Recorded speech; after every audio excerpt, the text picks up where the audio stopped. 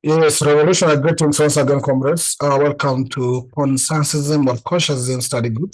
This is our philosophical and ideological class where we meet every Thursday to study the philosophy and ideology by Kwame Nkrumah, the philosophy ideology for Pan-African liberation or power for decolonizing Africa with the purpose of liberation, unification, and development of Africa. In this philosophy, Nkrumah describes various things and various aspects that pertains Africa or society or anything has to do with our settings or our environment. Nkrumah introduces us directly from the introduction, but of course a letter to Eagles on, of course, Marxists. He talk about Marxism or Marx and also Eagles. It takes us to the introduction of this book. This is actually a book that we use, and this is the book that then the philosophy or ideology was put to. And the philosophy and ideology is called consensusism.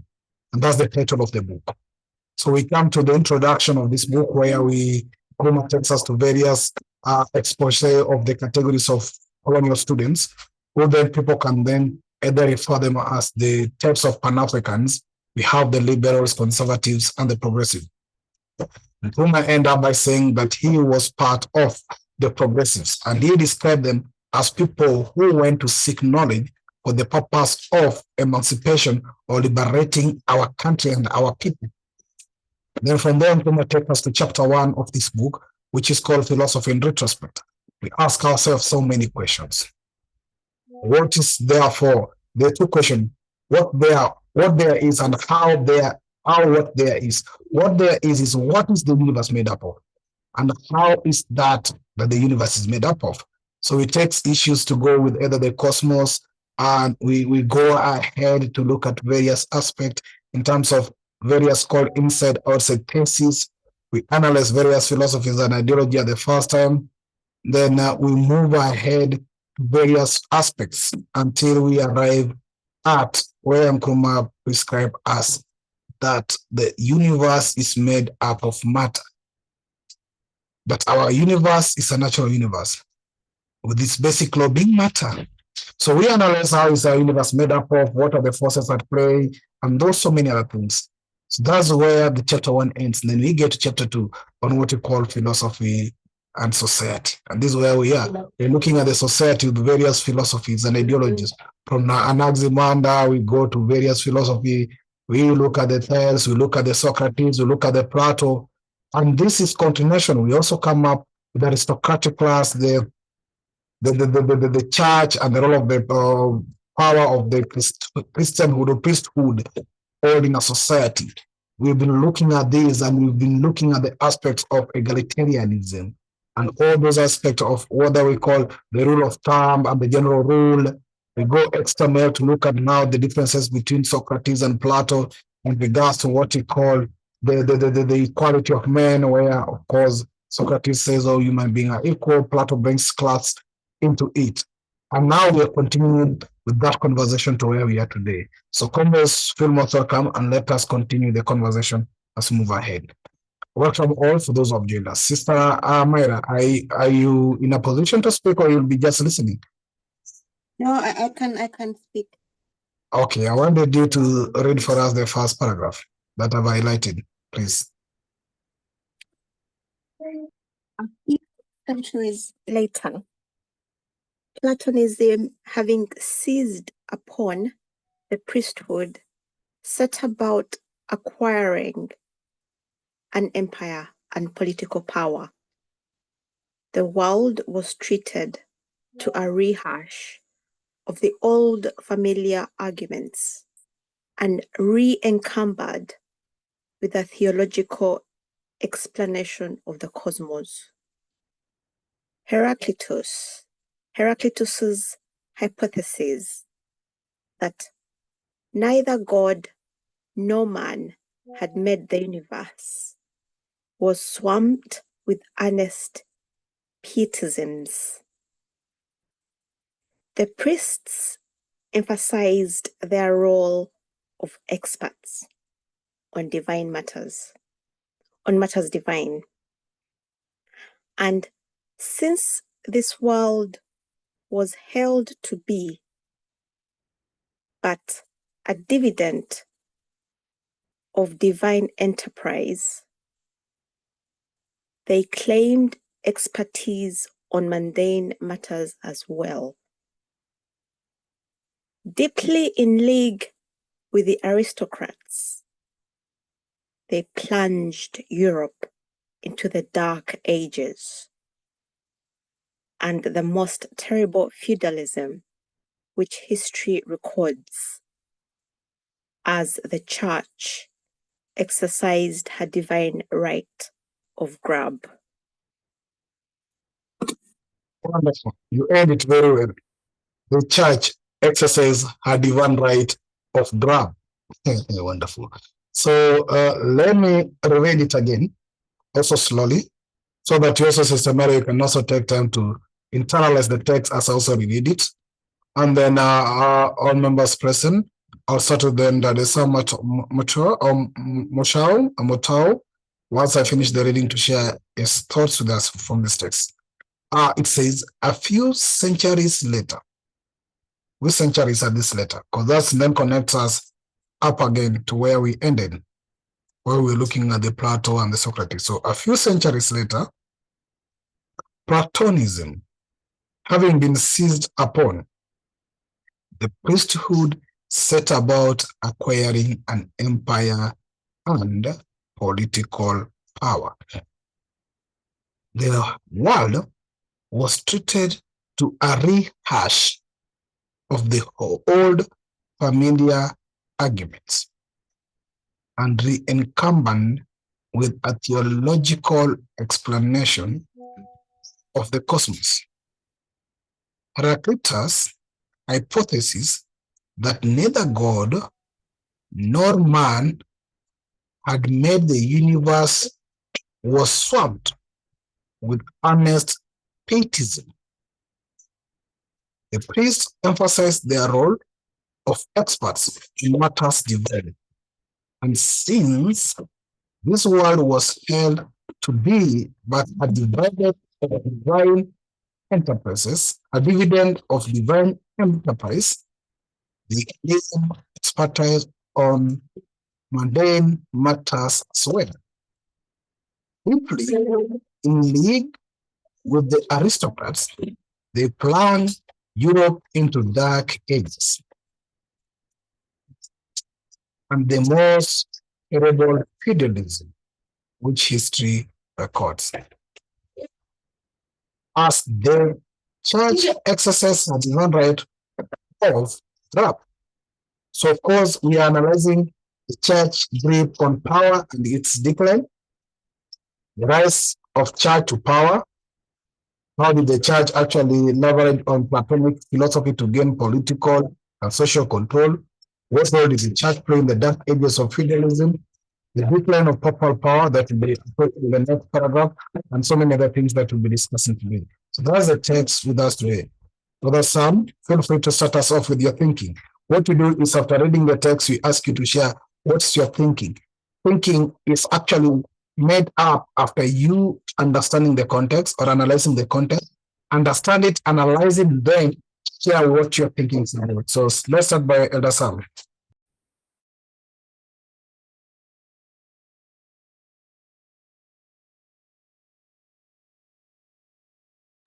Elder Sam, please.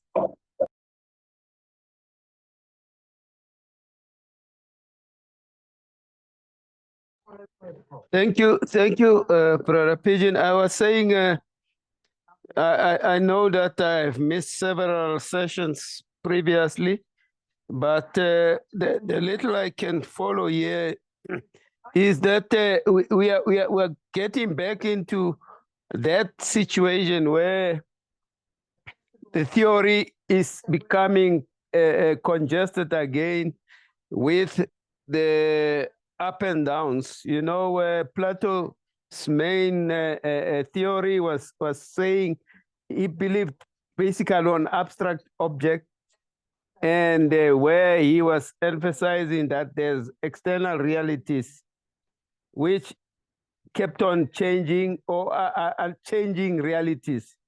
And that in that situation, he confused the whole theoretical world when he said things can be and things cannot be.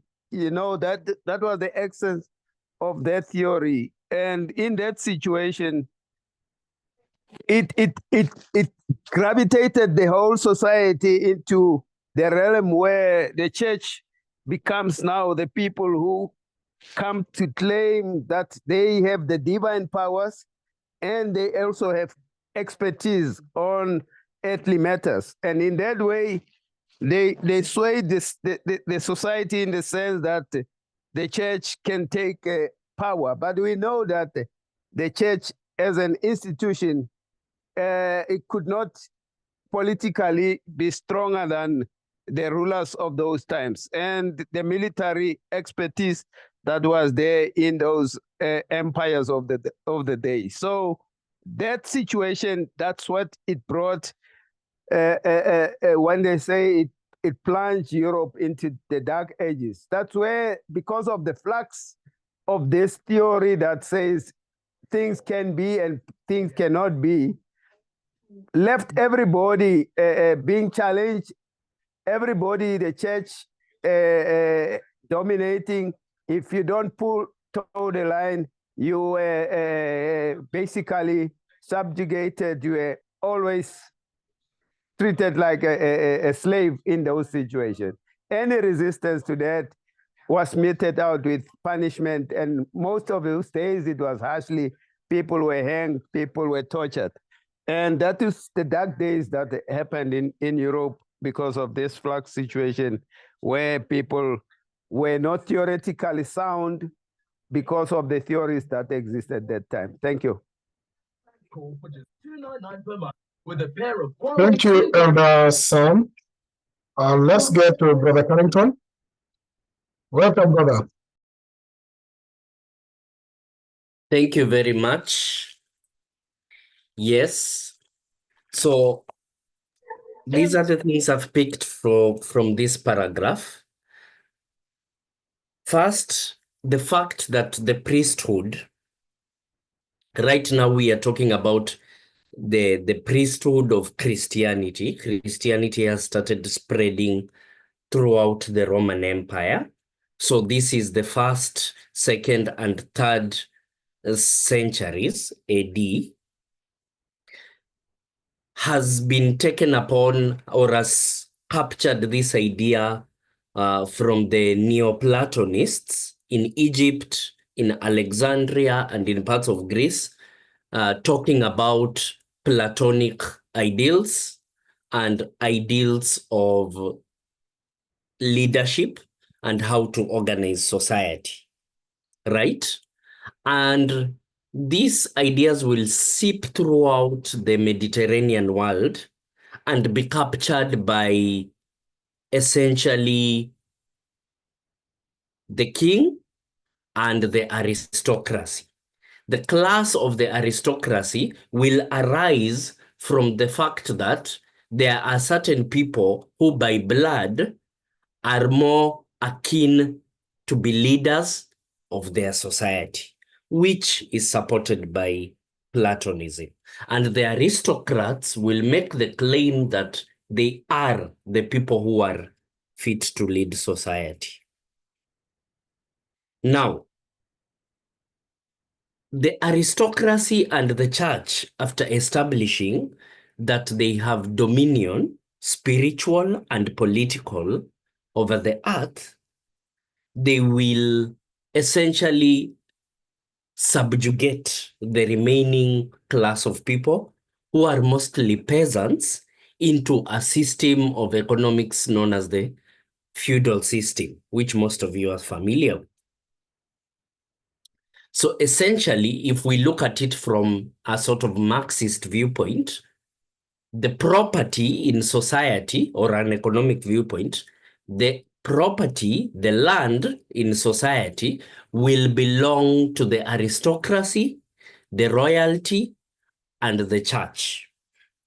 And how will the church justify this?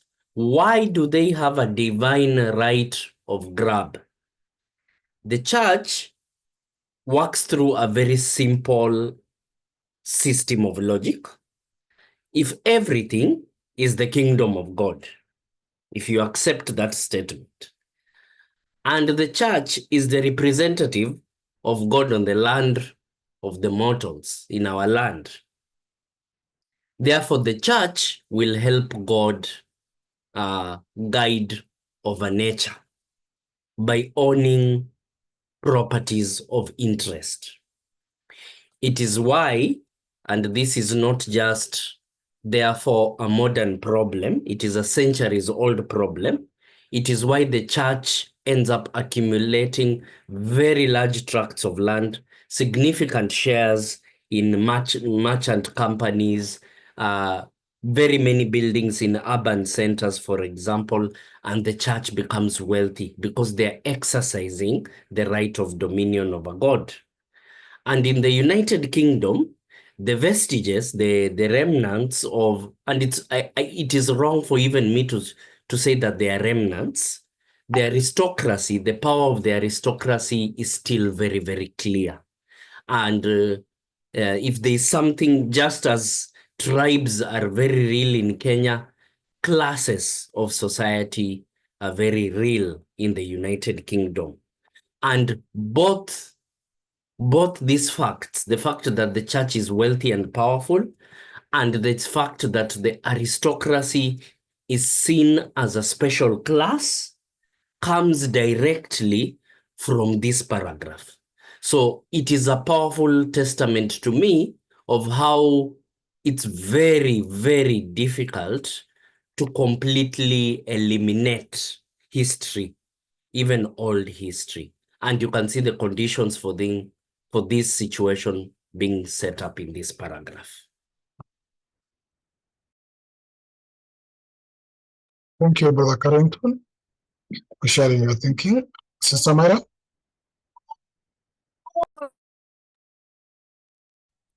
Thank you. So, I think for me, the paragraph speaks to a time where there's been a lot of, let's say, intellectual discourse among the so-called learned in Indo-Europe, and Platonism has won. Because remember, the previous paragraph, we saw this fight between Socrates and Plato. So Platonism is now the thinking, the philosophy in the society. And it's being used to explain a lot of the principles.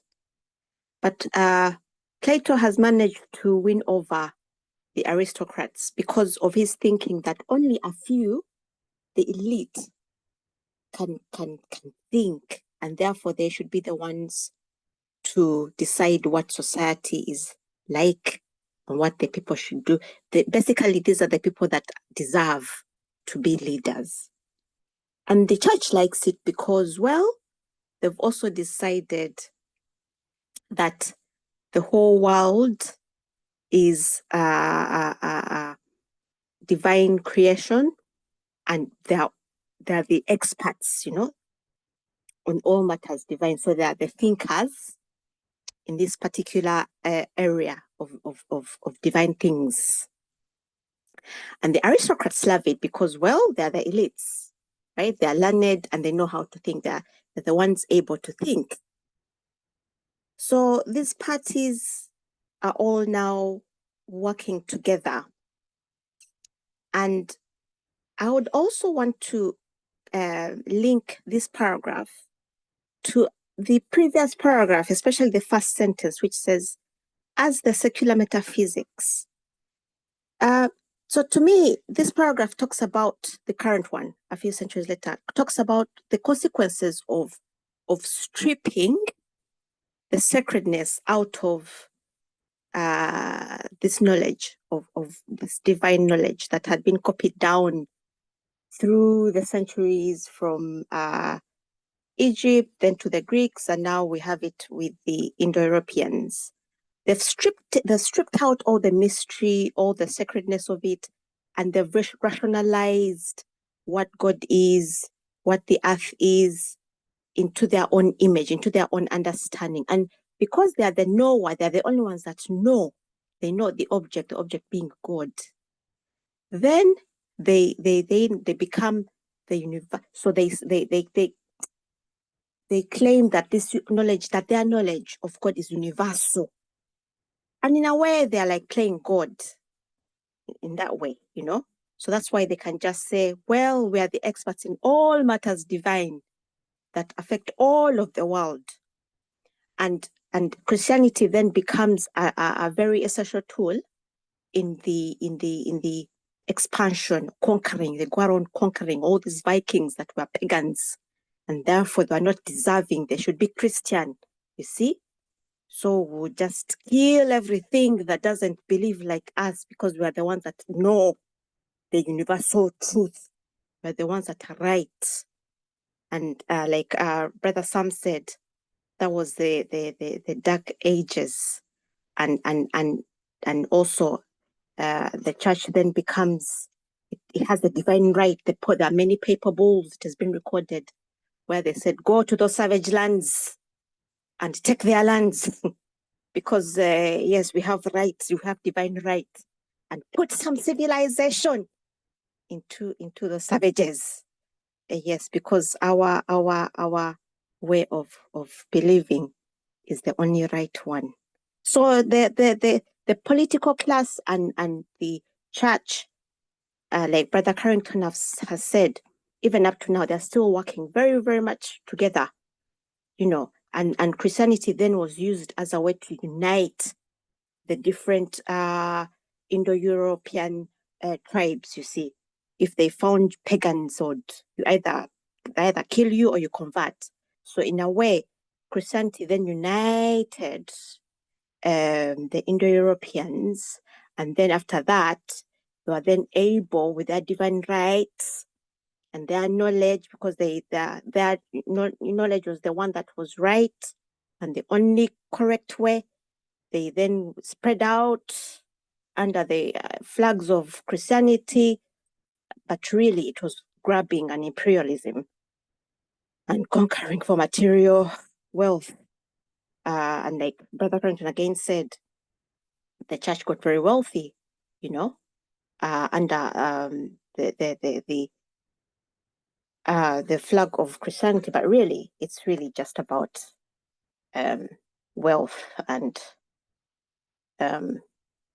grabbing, conquering, imperializing, which is what we still have today. Yeah, so I think that's what it's really, the corruption of the knowledge, and then the manipulation of that knowledge to go out and enslave and imperialize, which you still see today. Thank you. Thank you, Sister Myra. Brother Fanelo?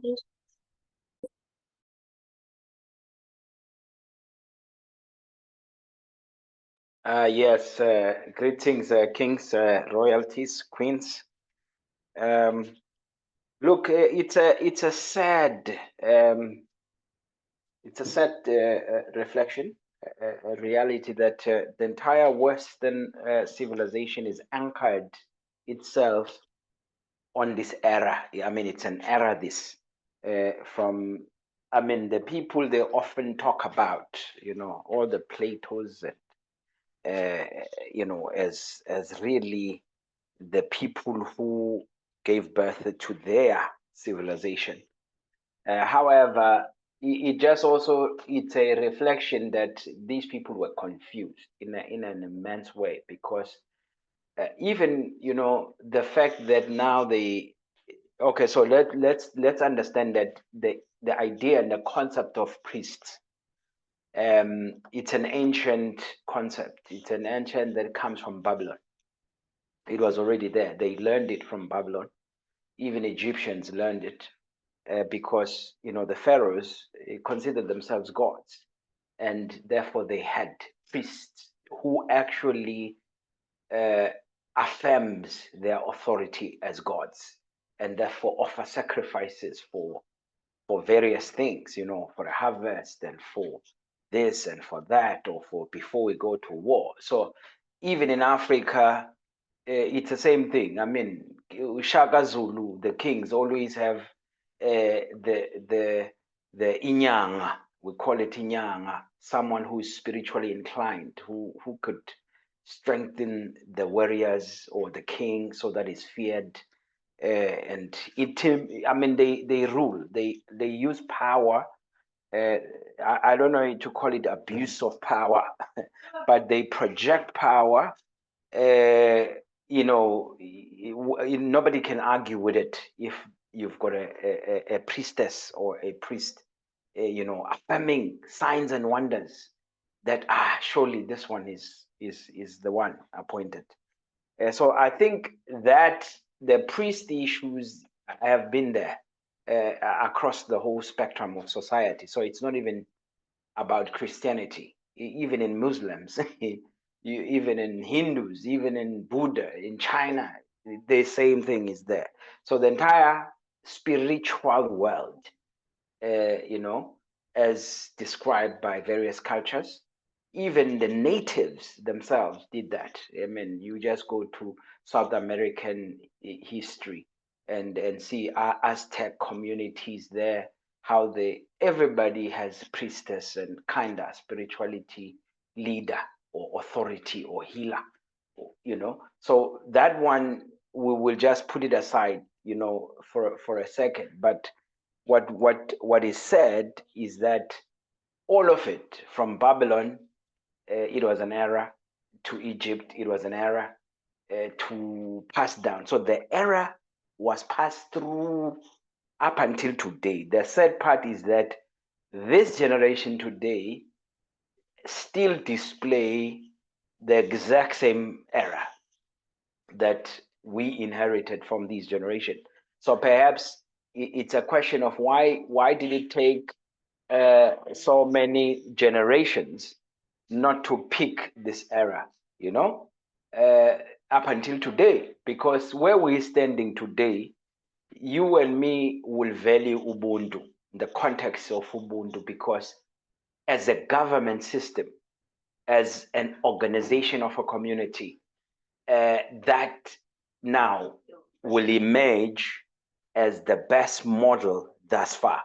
I mean, humanity has never seen a better model than that. You know, everything that the West, you know, suggests is the way it should go. It has failed. Even today, it has failed.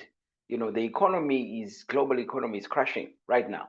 Global warming, global wars, so disease, and all of the manipulations and controls of industries and corporates and bankers, and so this thing has failed. So let's face it, humanity is in despair.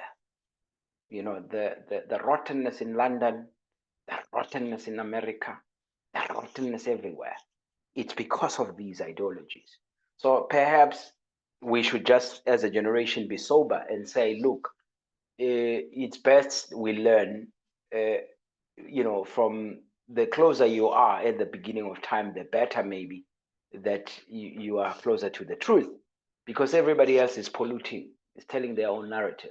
So, but what we now have, something that can stand the test of time, is Ubuntu.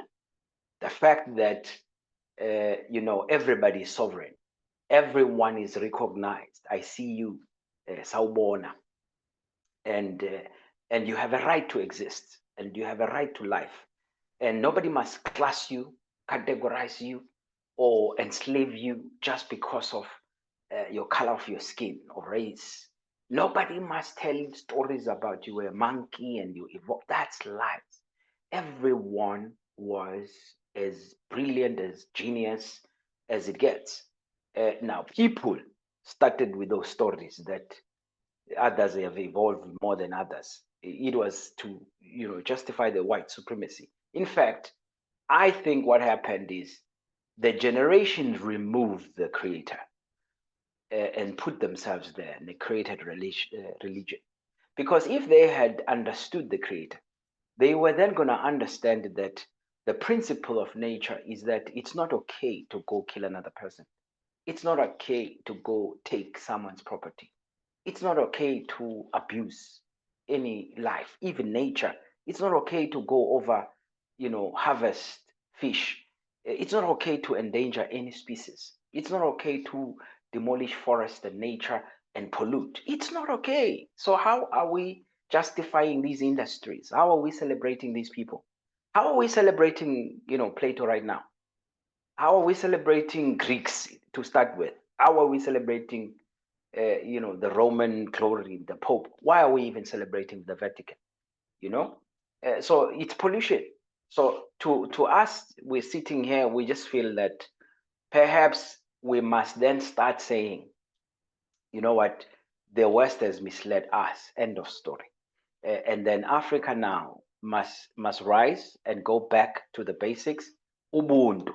If we were using Ubuntu right through and through, there would be peace in the world today, because there will be no poverty, there will be no war, and nobody is stealing anyone from anything and anyone. We'll be peaceful and helping each other. If the neighbor is hungry, he can come and knock freely on my door for provisions. So we've lost that. Okay. So let's restore that. Okay, thank you, Brother Mfanole. In fact, what we call Ubuntu is what actually Socrates and Nkrumah is referring to here, and even Anaximandro was talking about. It's called egalitarianism, one in all. So existence of oneness in all, which means in everybody we are one, and that's what Ubuntu also extend to say, I am because you are. Welcome to the new members who have joined us. Two of you, Ambassador Jasmine Roy and another comrade of join us. Almost welcome. We are sharing our thinking in regards to the small paragraph that we have highlighted in yellow. So please, as you join us, find time to read this paragraph slowly and try to share with us what do you understand out of this paragraph. So, almost welcome. Brother Coco, please proceed.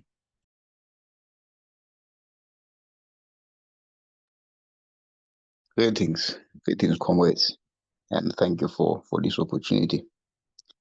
The previous speakers have already covered a lot of ground and touched on very important issues about the paragraph which was read. But I would like to add that we are talking about Greek philosophy here, which is what Dr. Nkrumah decided to use to demonstrate the evolution of philosophy to what it is today. In that paragraph, there is a small reference to Heraclitus. You will all have to remember that we touched on Heraclitus before, and he is a man who said, the world is in constant strife.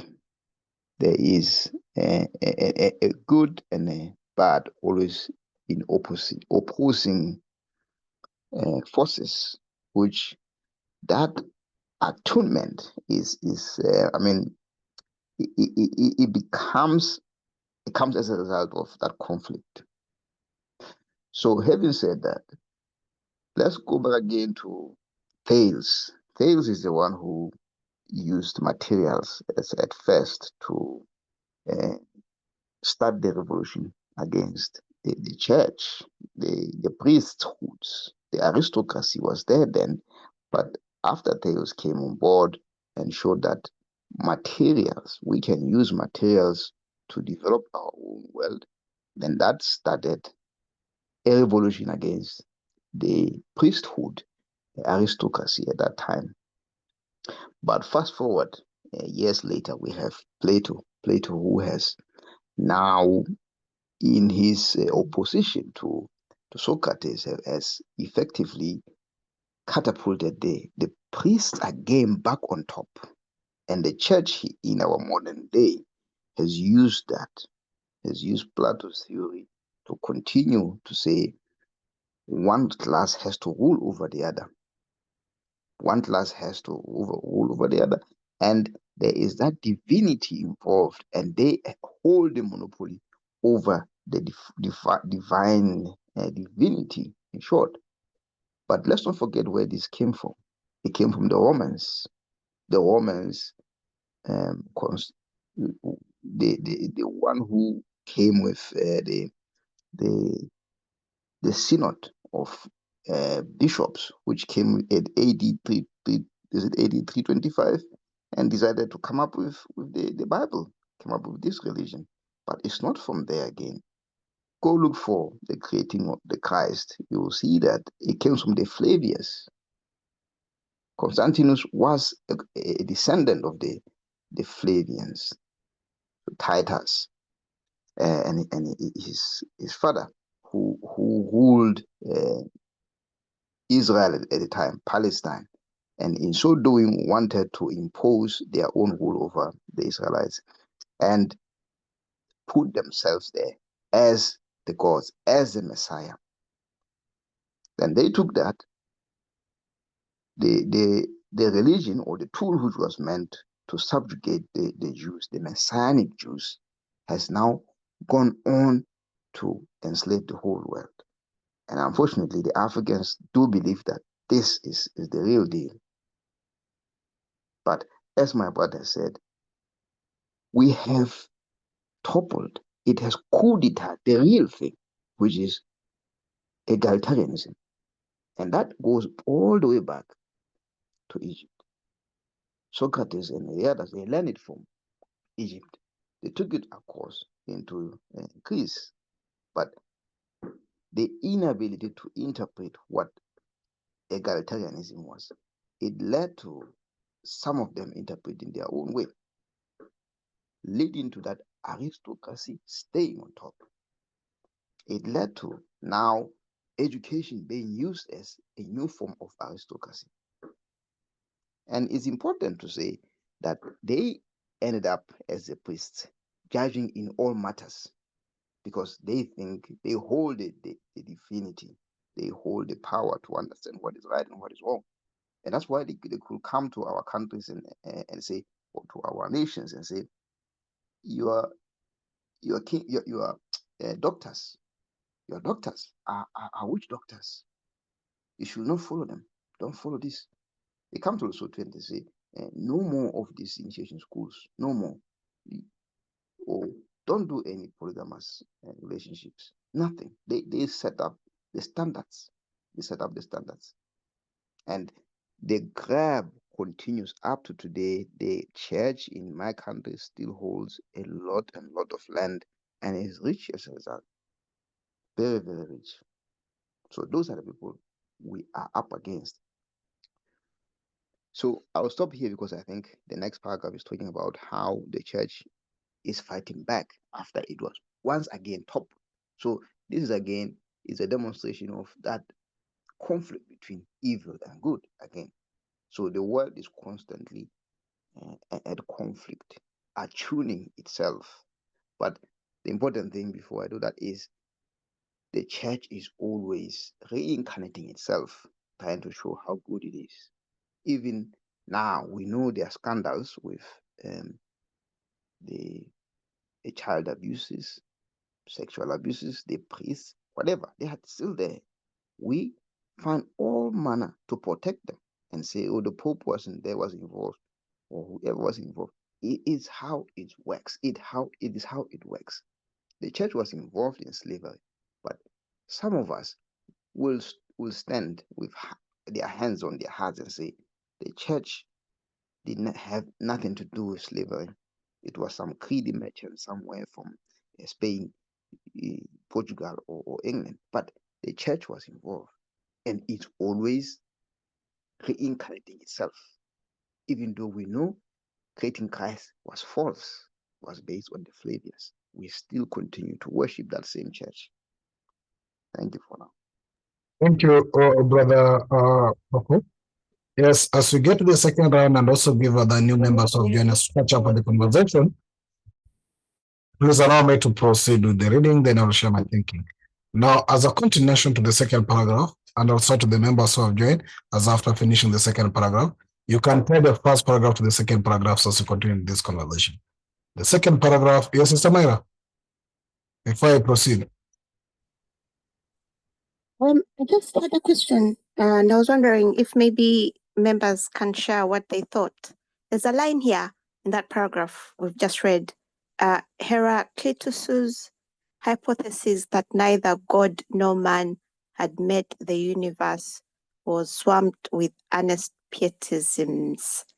I'm thinking that the hypothesis that neither God nor man had made the universe would probably have thrown the Platonic crowd into, or the Platonist crowd into disarray, because for them they believed that knowledge was being rational and rationalizing everything. So everything had to be known and understood and put into some kind of logical order.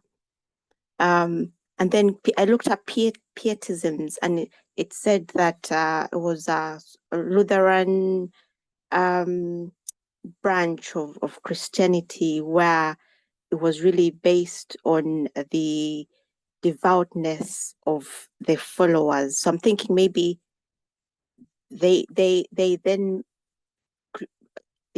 his hypothesis caused the Christians then to develop subjective reasons as to why his hypothesis was wrong, because if they were pious and very holy and they felt within themselves, with idealists, what they feel and think they know, it is that becomes reality, that God actually created man and the world. And then I feel like then the next sentence means that the priest pushed back and said, no. We know everything divine, and we are saying that this world is God's enterprise. So I'm wondering what other people have, if other people have any thoughts about what that sentence means, or if they thought about it, have any thoughts about it. Thank you. Okay, thank you, Sis Myra. Permit me then to start by first of all sharing my thinking in regards to the paragraph as well. Yes, this concept of neither God or man created the universe, I think it goes well with what we finished the first chapter with, that the universe is a natural universe. And being that it's a natural universe, then its basic law is matter. But then because you see these two ideologies here, we have the idealist, the spiritualist, the church and the rest, then you have the materialist, who believe that anything in the universe is natural, and it's nature that then attune, or it's nature that then moves things. And when you talk of the basic law being matter, is that everything else go either through conversion or what you call the dialectics, as either moving from solid form, liquid form, and everything else. Because there's also an argument that even spirits is matter in a different category or in a different level. So getting to my thinking as well is that Platonism then brings the hierarchy, which think well with the idealists, who then see themselves as pastors and whoever, who are higher being or divine beings above the ordinary citizens. Then they have a closer connection to the creator, so called God, so that they intervene on behalf of the people. And this creates the hierarchy or the classism in a society, which is also more of an idealist and capitalist in nature, where we have now the rulers and the other community, the working class and the rest, which is contrary to what Socrates proposed, that everybody is equal, and therefore people should not be categorized in various classes, whatever, because everybody has potential and ability to be wherever in a society. So it's not natural that one becomes a slave or whatever. Is not mandated in that. But of course, social condition and circumstances then attune people to that, which then Plato alludes to as either education then creates division in a society. So then, as he say, then the world was treated to a rehash of old familiar argument, are encumbered with a theological explanation of cosmos.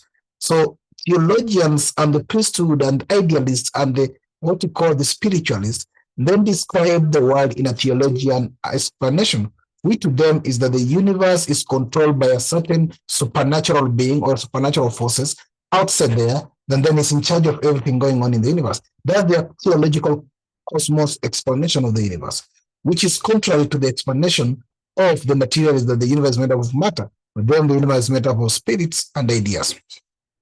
Then the priests emphasize their role of experts on matters divine, and as such, Then you realize that this world was held to be but a dividend of divine enterprise.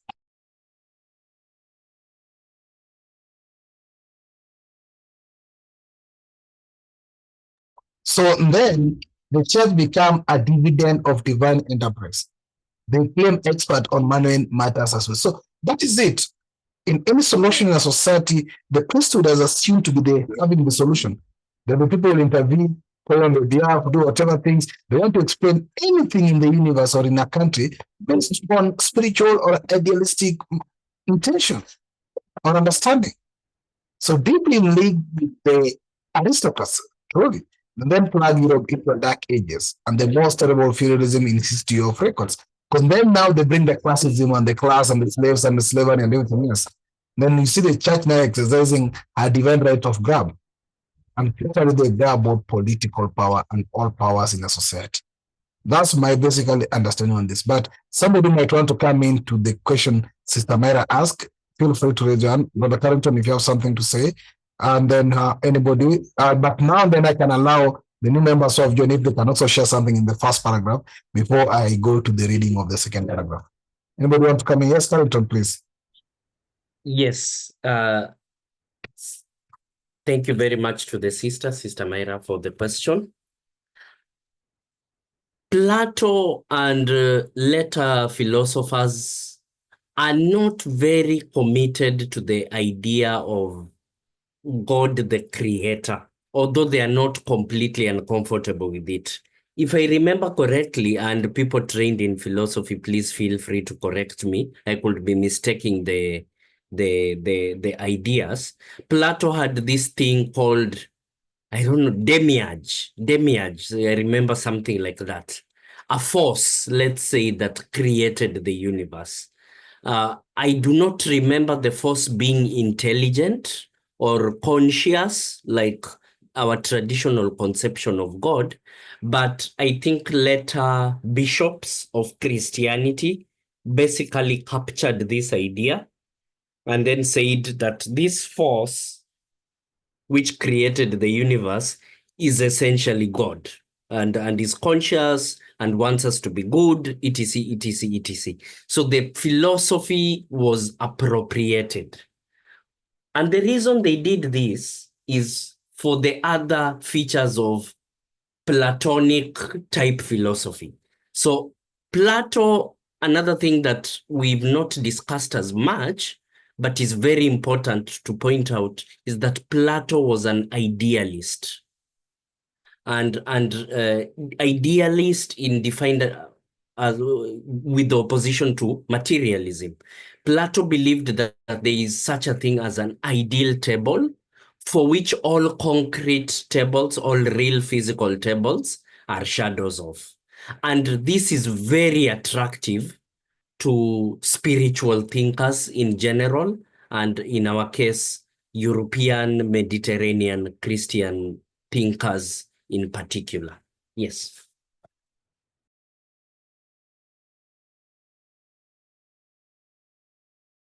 Thank you, Brother Carrington. Now let's get to the new members who join us. If in case you have been touched, inspired, or you understand anything out of the text that you'd like to share your thinking in regards to that.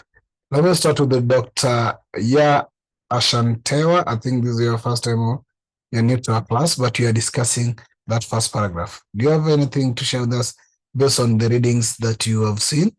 Or if you have anything to also equally share with us in regards to the text. We always speak to the text. So we read the text and ask members to share their thinking in regards to this.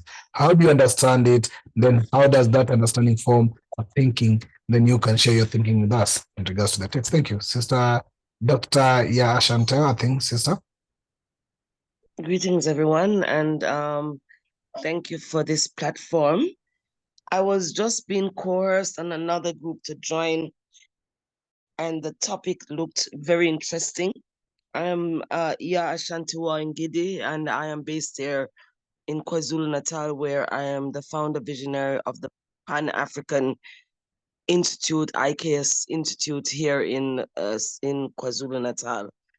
I'm an Africologist and a Pan-Africanist whose leaning is on the teachings of both Nkrumah and Marcus Garvey.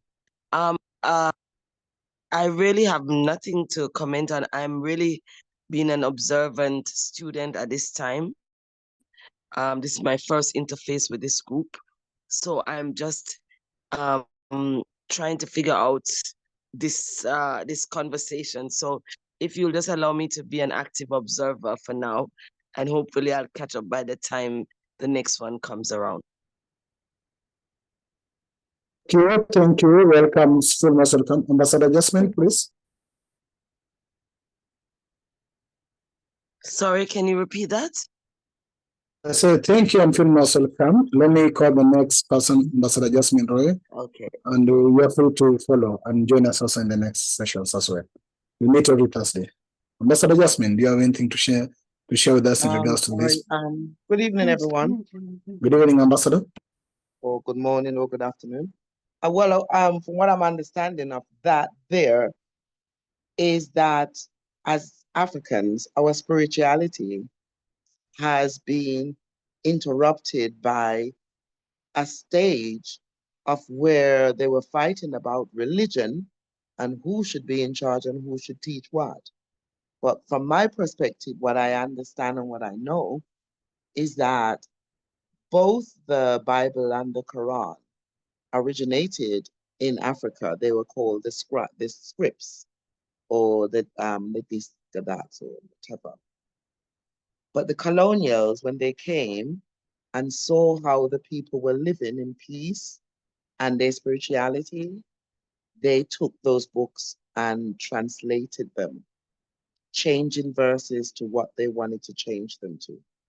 I think that today they're supposed to be about 3,000 and change of the different versions of their translation, and they're continuously doing it. And this is what confused the people. When it comes to this word religion, Christianity, and what I learned in life, or the last I did check, there were 75 different sections of Christianity and 75 different sections of Islam. So these were things that was being derived to confuse and divide the people. That's what I understand from it. And as the other sister said, I'm just kind of learning and observing, but looking at what I'm reading and what I've learned in life. Thank you. Thank you, Ambassador. So let me check you this. Sir Window, are you able to share something in regards to this first paragraph? I know you joined a bit late. Let me know. Yeah, I joined. Good evening, everybody. Greetings, in fact. Let's leave the time effect. We are in different zones. No, I just joined now. And in fact, allow me just to listen in for this section. Thank you. In line with that, we will proceed to the second paragraph. Then I'll ask members also to share their thinking. So the second paragraph then continues by saying that, and I'll now read the first and the second paragraph together so that you can get the connection and maybe you can continue this explanation and sharing of our thinking. So let me start with the first paragraph, which is enlightened, and read together the second paragraph. Then we go another round of asking members to share their thinking as well. So a few centuries later, Platonism, having been seized upon, the priesthood set about acquiring an empire and political power. The world was treated to a rehash of the old familiar arguments and re-encumbered with a theological explanation of the cosmos.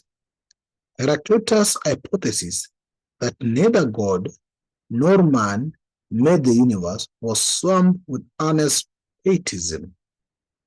The priests emphasized their role of experts on matters divine.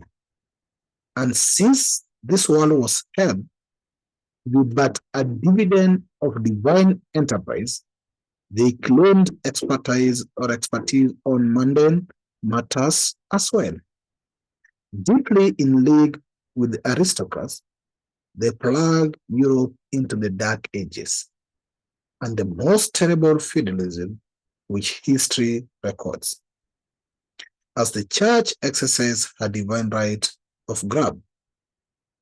The church, paragraph 2, the church, however, was not allowed to hold imperial sway long, whereas the Pope had been an equal and colleague of Chelamen,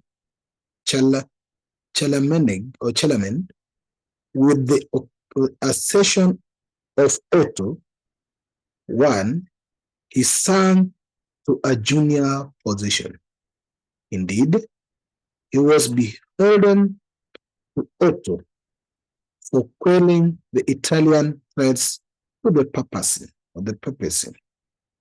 With the emergence in this way of the secular emperor and the protector of the Pope, the whole question of the relation between church and state was vigorously brought.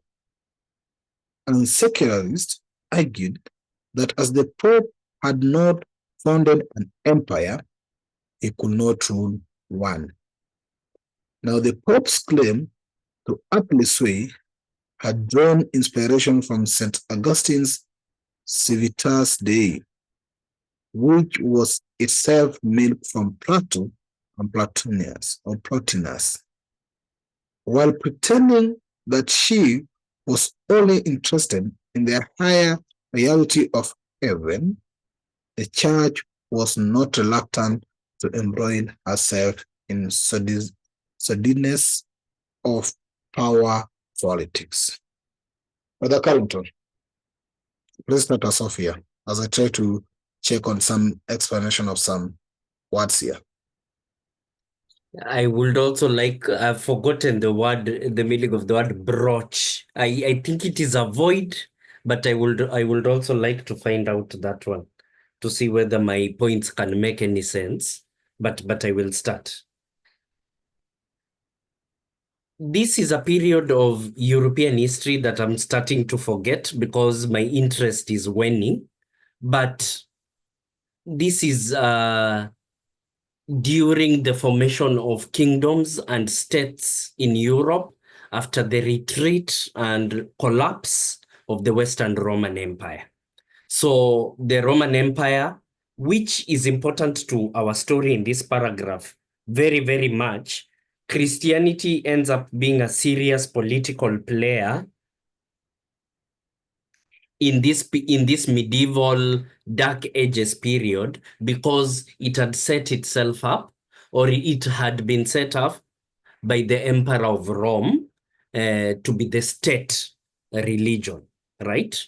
I forget who it was. It wasn't Constantine. It was the other one. Please, somebody browse for me. So, Charlemagne helps, I think, form a kingdom somewhere between France and Germany, if I remember correctly, whose descendant will end up being some form of France. Is one of these early kings, one of the Holy Roman emperors. Now, this is important, the fact that he is called a Holy Roman Emperor. It is important. It is directly Holy and Roman Emperor, right? A marriage of Yes. the and Brother state. Carrington, I'll Yes. look at the chart. You call him what? Charlemagne. Yes. Yeah, this is his history. Yes. So Charlemagne, according to Wikipedia, I'll take you there a bit so for the purpose. Yeah. So you see, are you able to see my screen on Wikipedia? Just Yes. read the first paragraph and then connect. Oh, united most of Western and Central Europe, yes? So this is France, Germany, some Scandinavian countries, probably something like that. And you can see he comes after the fall of the Western Roman Empire, as we've discussed, yes? And yes, the Middle Ages. So he's one of these first founding fathers, quote unquote, of medieval Europe. So anyway, the guy's official title, if I remember, scroll downwards, go back to the Wikipedia and scroll downwards, because I remember this in a documentary. Is there something like Holy Roman Emperor or something like that? I'll be checking that. Just type in Holy Roman, something like that. Yes. Forerunner of Holy, down there. Yes. Line of Holy Roman Emperors. So he himself might have not been, but yeah, he was one of the setting up of that line. So here the church, and the important thing, let's not get lost in European history, but the important thing is that the church and the state in this period in Europe are fully and truly married. And this is inherited from the Roman Empire. The Roman Empire used religion, not just Christianity, to control as a tool of social control. So the same thing happens in Europe in this period. It is complete. The structure is completely inherited from the Roman Empire. And therefore, now we can understand these power plays that are in this paragraph, right? So politics and religion, because they are married, there must be fights in the bedroom of the husband and the wife, struggles for power, etc. Who controls what, who has which function where. And this is what happens.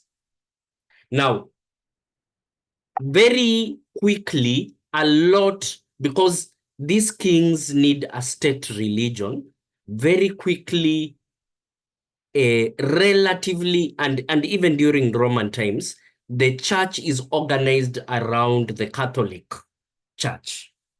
Christianity is organized around the infrastructure of the Catholic Church, which is more Roman than it is Christian.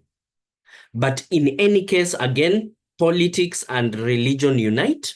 So Roman and Christian, Roman Catholicism emerges from this unison of politics, power, and religion. Now,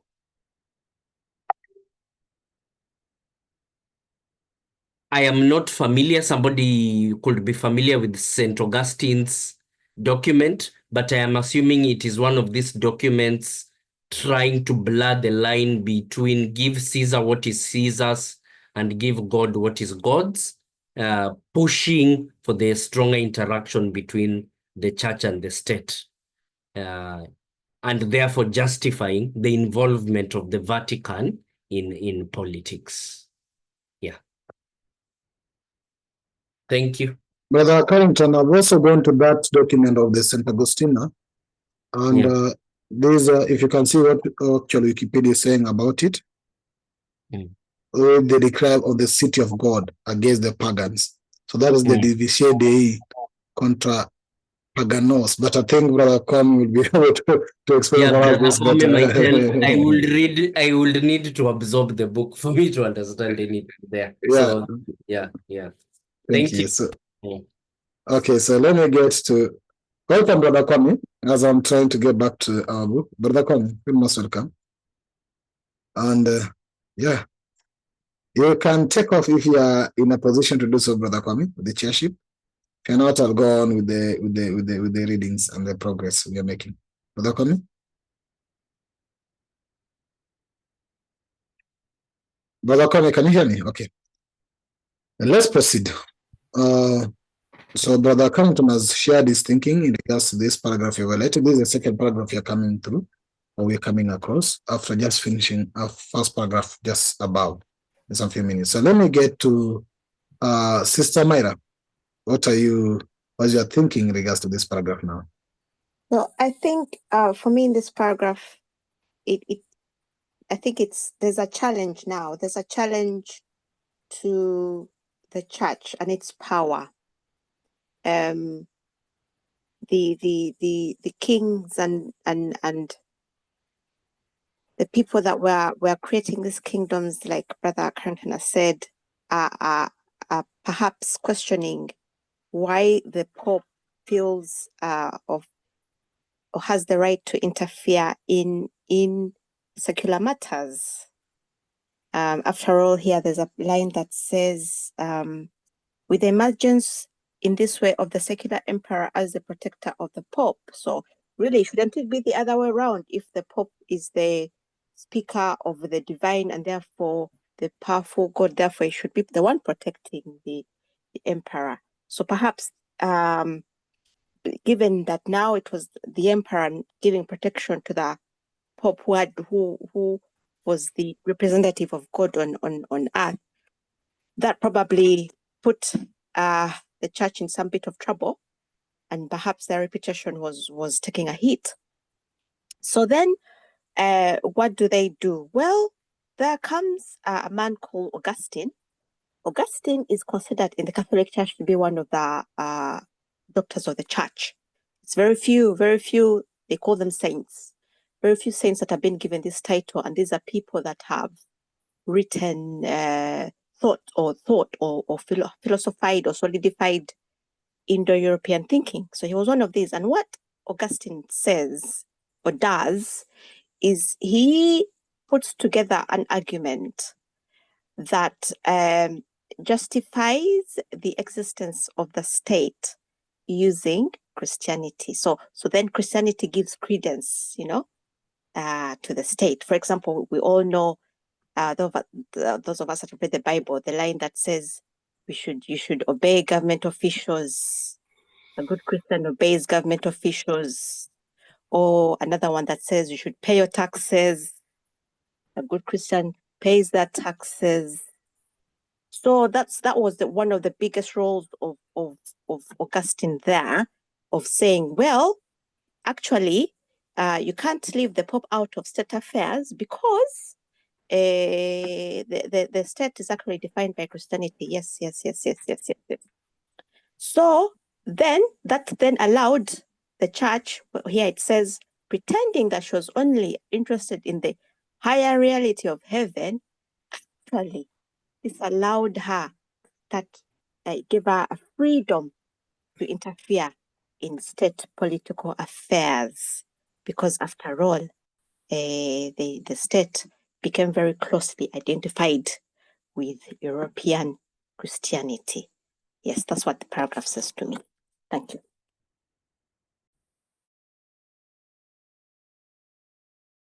Thank you, sister. Let's move to Elder Sam. Brother Kwame, hope you can hear me. Just let me know. Yes, Brother Pidgin, I can hear you.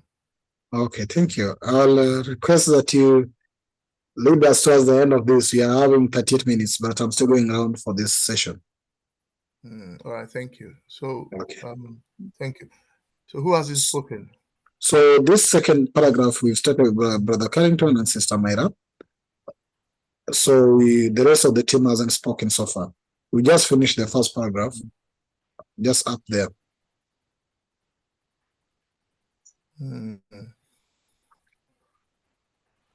Okay. So, okay. Has some of you spoken? Sam hasn't spoken. He is the next person in line. All right, Sam, can you share your thoughts, please? Thank you, Brother Kwame. I think in addition to what the other members have said, I think the issue here is strictly to say the marriage between the aristocrats and the aristocrats and the church comes to a clash here, because the church itself is unable to capture territory, and for that to happen, the emperors, who are basically aristocrats on hereditary basis, are the ones that are able to expand territory and capture what they call the imperial sway that the church didn't have.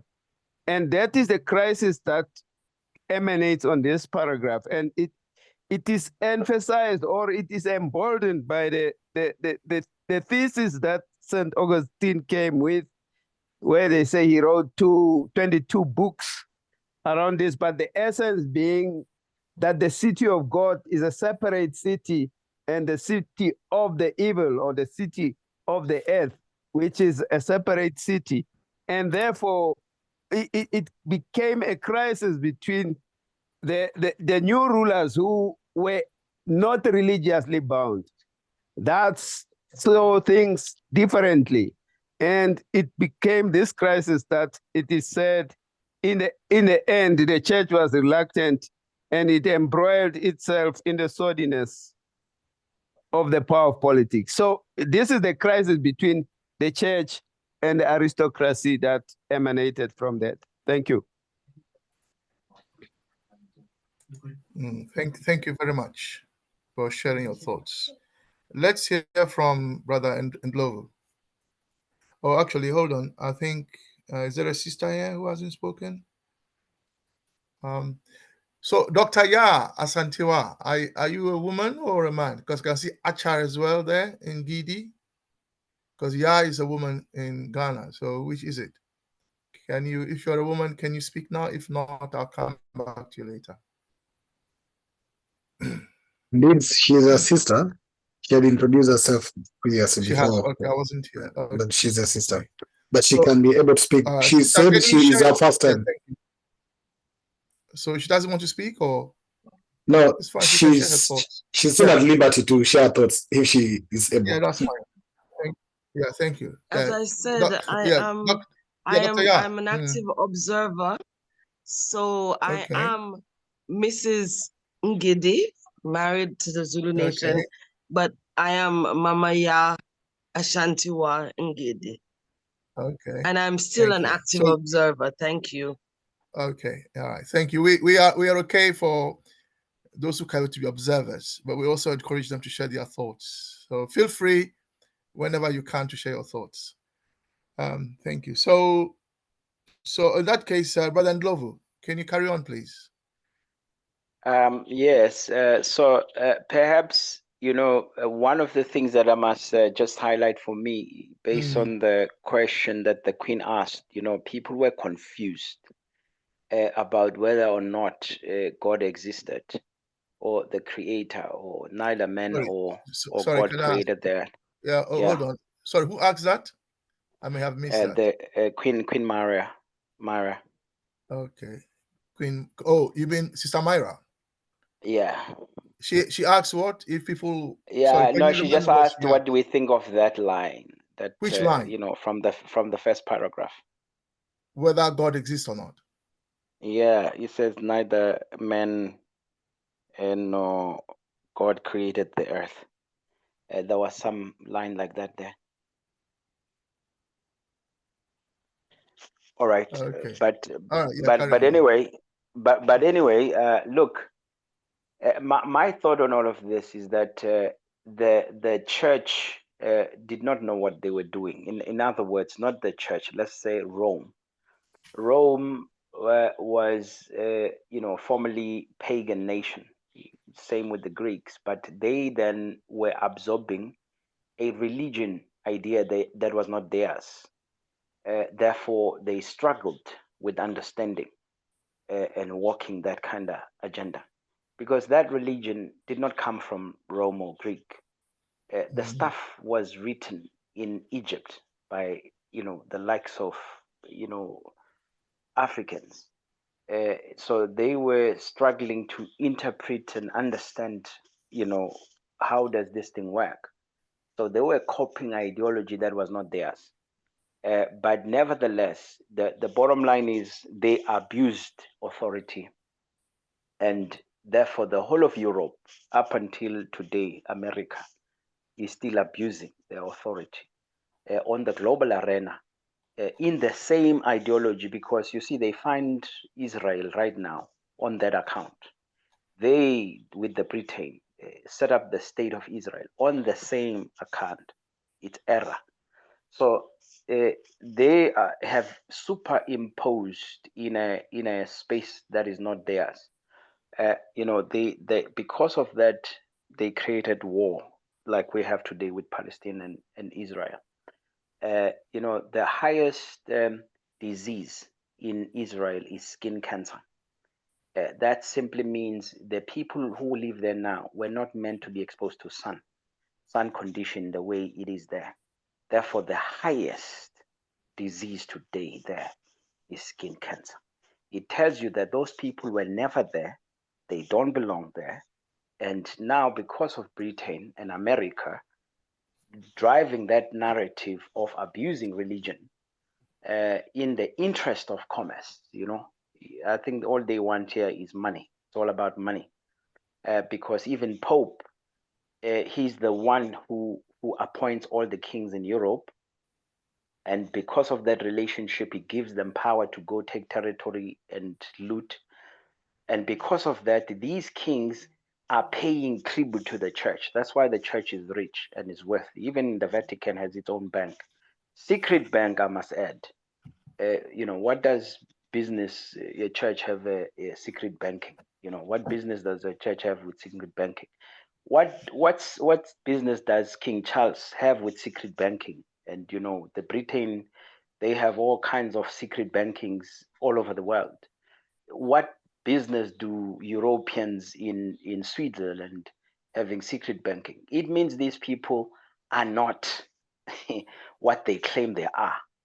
They have other entities and voodoo that is going down there.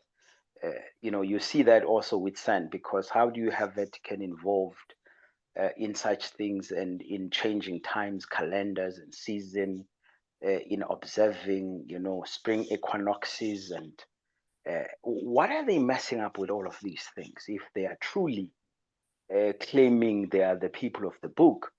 So they are not. So that's the reality, and they are misleading the world. And sooner or later, the world will find out, and there'll be chaos on earth because of that.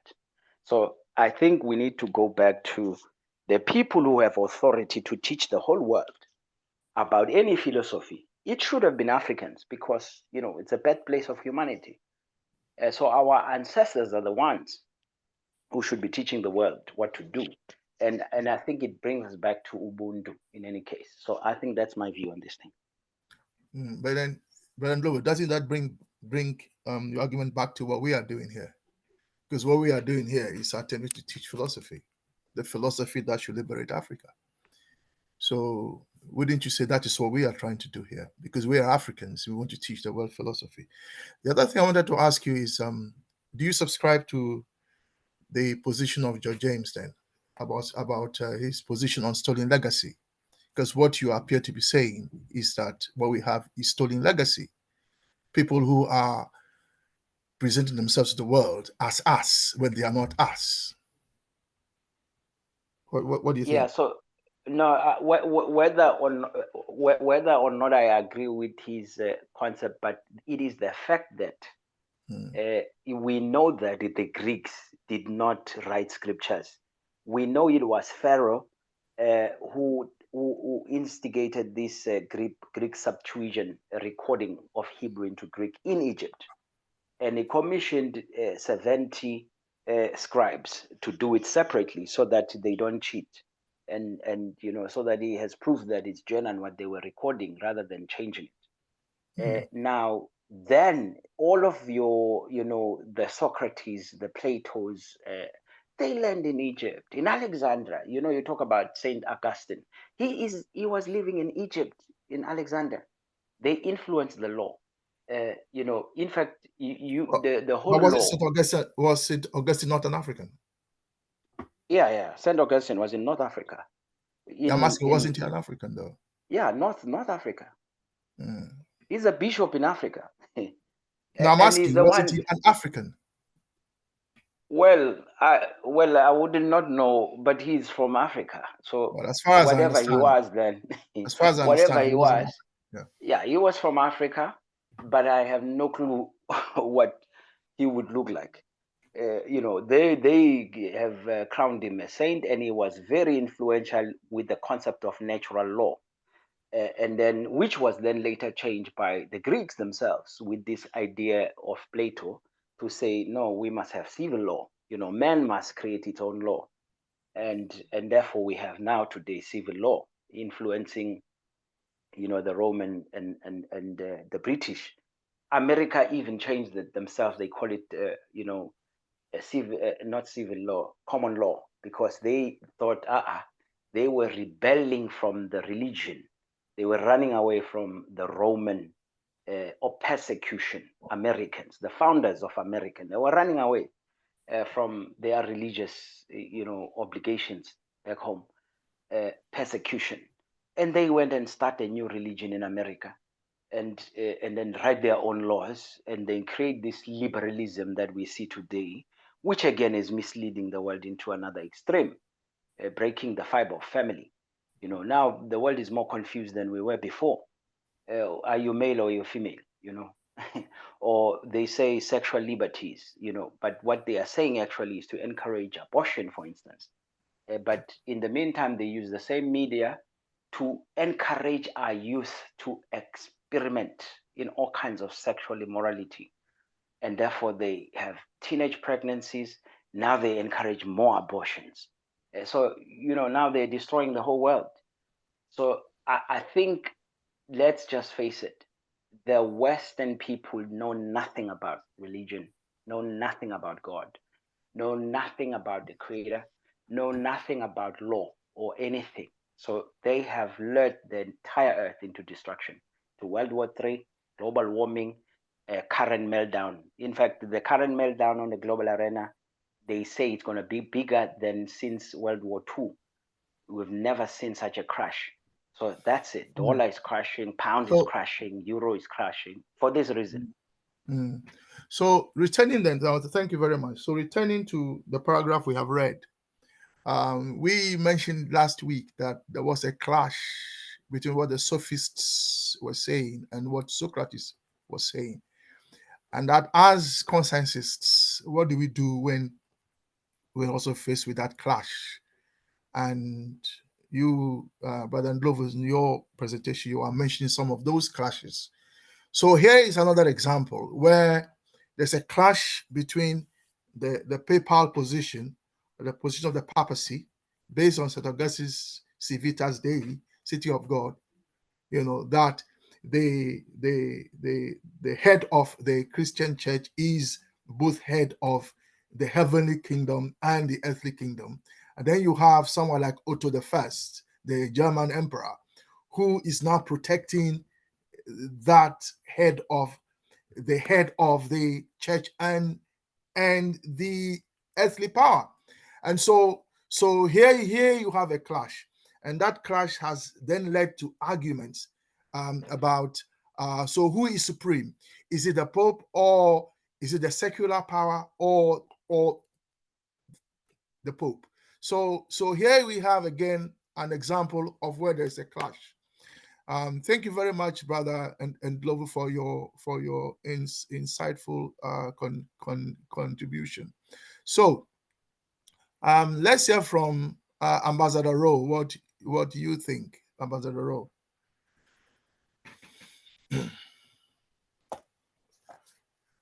And let's remind ourselves why we are reading what we are reading. It's for us to work out the relationship between philosophy and society. What is the relationship? If you want to build a certain society, what philosophy do you need? Or would you need philosophy at all? And if so, what philosophy would you need? And here we are seeing examples of philosophies where there are clashes between philosophies and so on. So, Ambassador Rowe, what do you think?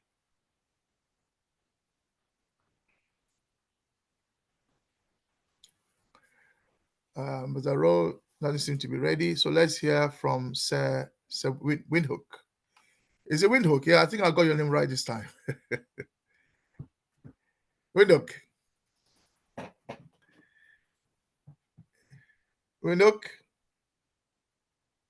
Okay, not ready as well. Let's go to Brother Coco.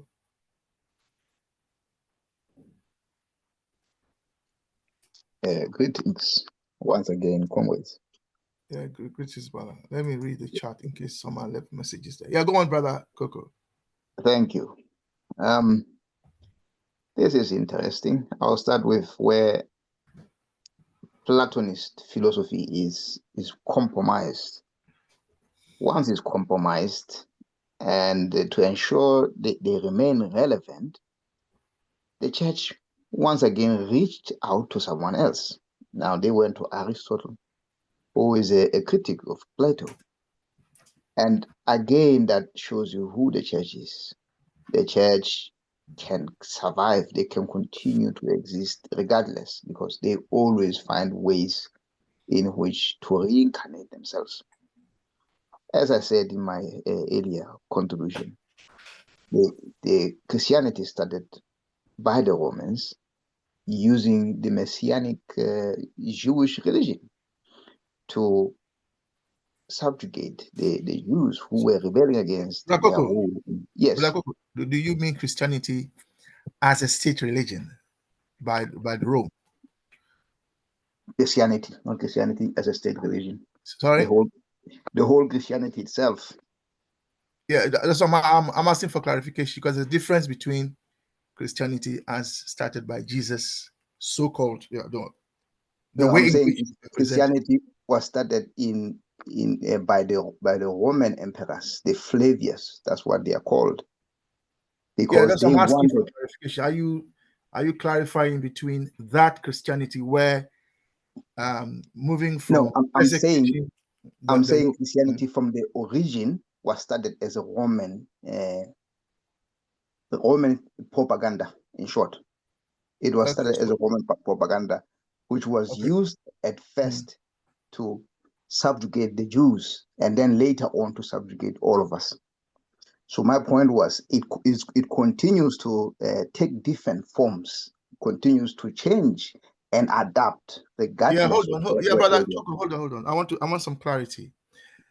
In terms of Christian history, we are told that initially it wasn't a Roman phenomenon. It was led by a Jew called Jesus, and no, that was. I'm saying. Hold on. Then after a lot of to's and fro's, the Roman Catholic, the Rome decided that it was a good tool to have, and so then they adopted it as a state religion. So I just want some clarity on that from you. That's all. I want to repeat again. I'm saying Christianity, when it was born during the rules of the Flavius. Titus and his father, or Titus and his son, at the time after Nero. And it was used to capture the messianic theory which was in the Jewish religion, that a Messiah will come and help the Jew to overturn the rule of the Romans in Palestine. But what the Flavius did, they took that and wrote a new theory themselves and created the character Jesus. And later on in AD 325, one of their descendants then rewrote it and made it what we see today. Is that clear? So my point is, it's continuing to change and reincarnate itself regardless, depending on the environment in which it finds itself. So there is another king here who is not featured, who is Henry VIII, who decided there is no way I'm going to have a pope above me. I'm above the religion. The king is anointed by God, so the church belongs to me. So in that sense, the Church of England was born. And if there was something wrong with a king being a head of the church, why didn't that be dismantled or something? It continued existing. We have one in which the king is above the Pope, and then here in mainland Europe, the Pope remained sort of, was at first protected when he didn't have power, but he became powerful again and continued to provide the monarchs, the Catholic monarchs, with the power, including the papal bulls, which they went and used to conquer the world. So that's my point, that it continues to reincarnate itself in many forms and become as strong as ever. Even today, as I said, there is a lot of pressure on the church. There was a pressure on the church's involvement in slavery, the church of its involvement in sexual misconduct of the priests and whatever, but still the church remains very strong because it has an empire. That empire is stronger than ever because of how much wealth they have accumulated through the ages. And it's that. So regardless of what we are saying, the message which I'm seeing here is that you could have said the religion was created to give credence or to give power to the state, because think about it, the state is small. We're talking about a minority of people ruling over a majority of people. If they have to continue ruling, they need some kind of mysticism to rule, hence why religion was created in the first place. But because of that conflict between the good and the bad, the church has at times found itself at the top or below the state, at the top, below the state. It continuing to change, but the point is the church remains relevant. It remains there. As long as the state is there, the church is there. Thank you. So you see the church and state arm in arm. Exactly. That is my point. So what is the implication for us? So what is Nkrumah telling us then? As far as you can see from this paragraph. Nkrumah is telling us to beware the power of the church. Sorry? And beware the power of the church, regardless of what you do. Beware the power of the church. The church has always been there. So if you wanted to take over and be what you want to be, see what you can do with the church. Think about how you're going to deal with the church. You could use it, and then in the end, overturn it. But see the power of the church for what it is. We can't talk about that because majority of us, let's say 80% or so, not 80%, let's say 75 to 80% of the Africans, they are Christians. They are Christians. How are we going to convince them to go back to Ubuntu, which you think is the African thing, is the Africanness in us, when the church actually sponsored the missionaries to come in and say, we hold the power from above.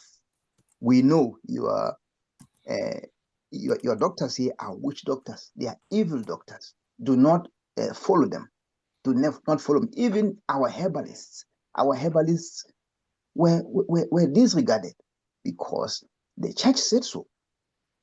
The church, it made sure the Africans lose their tradition, lose their culture, lose everything. And what in the end we ended up as being, we became the Black Europeans. Yeah, but Akoko, according to percentages, it's actually 52 to 53% of as a whole that are Christians. Thank you for those figures. Some of the countries, they're as high as 96%. Like in Zambia, think in my country, we're talking about 99% in Lesotho. Yeah, like in Zambia, 96%. But Africa as a whole is 52 to 53%. Okay, because of Islam, yeah. Yeah. But it's interesting. Sister, yeah, we finish in 12 minutes because you asked the question. So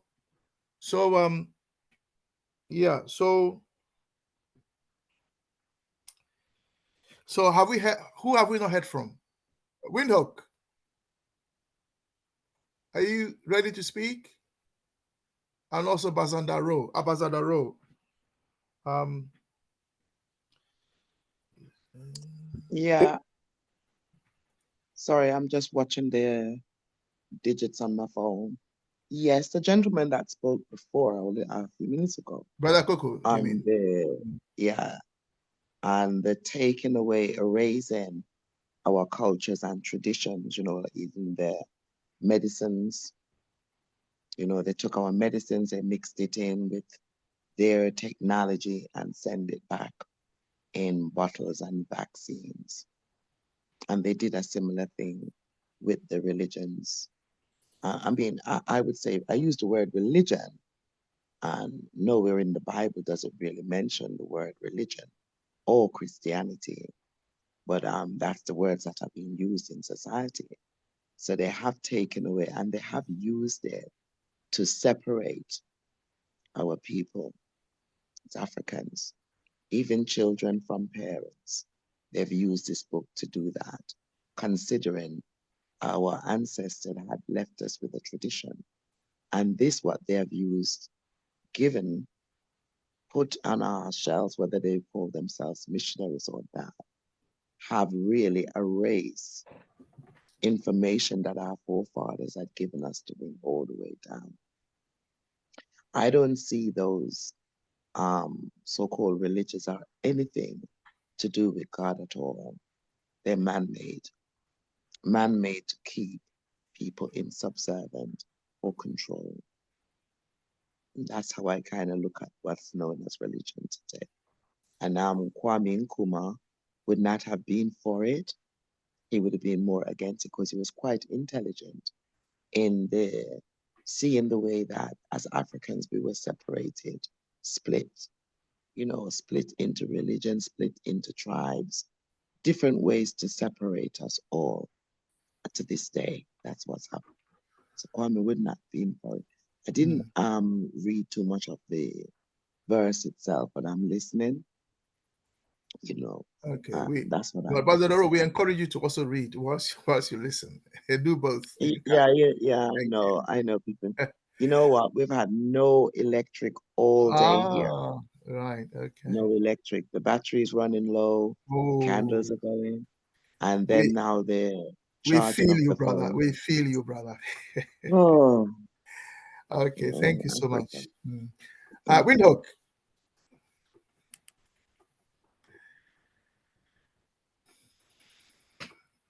Windhoek, you were going to speak. So if you can come in now, we've got about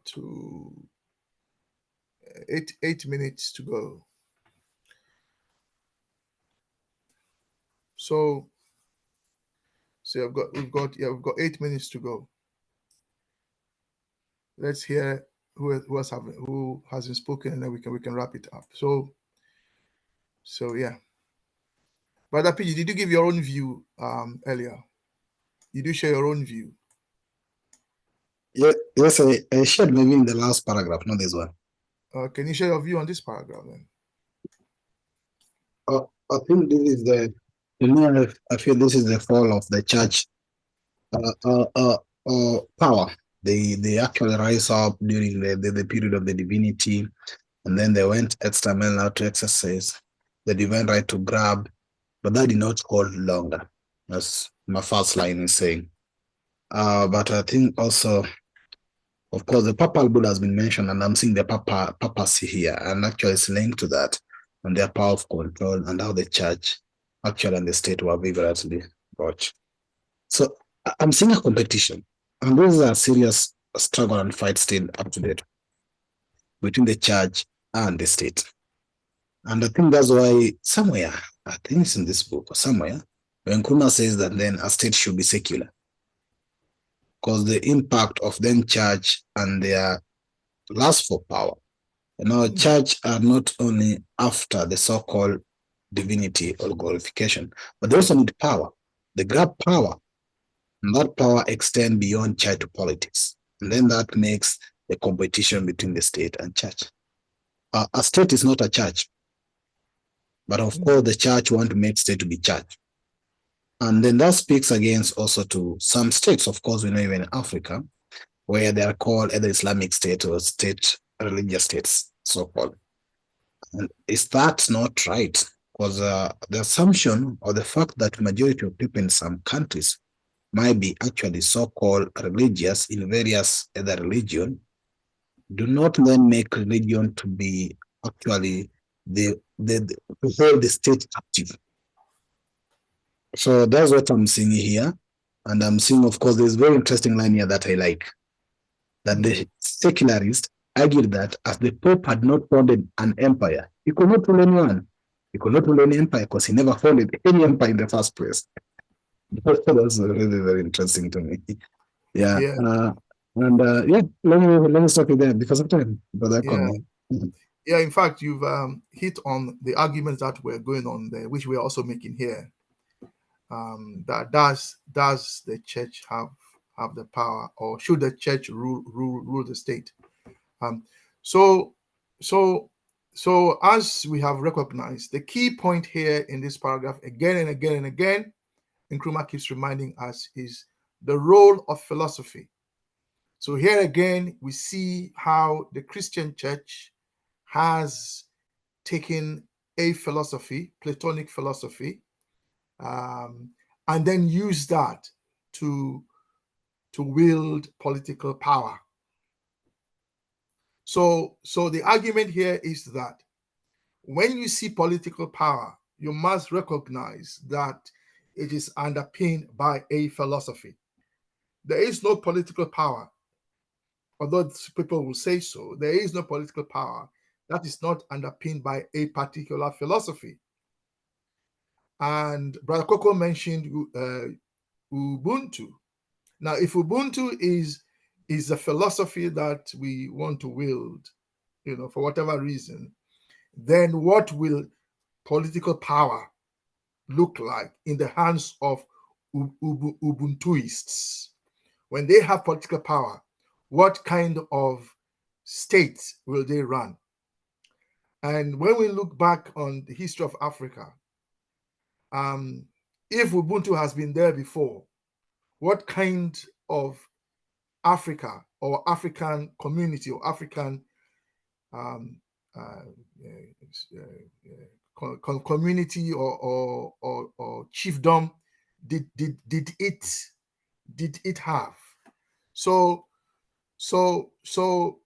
Nkrumah is reminding us that when they come and they take over your resources through political power, and as you know, the military is an extension of political power. Remember that they are doing that with a particular philosophy.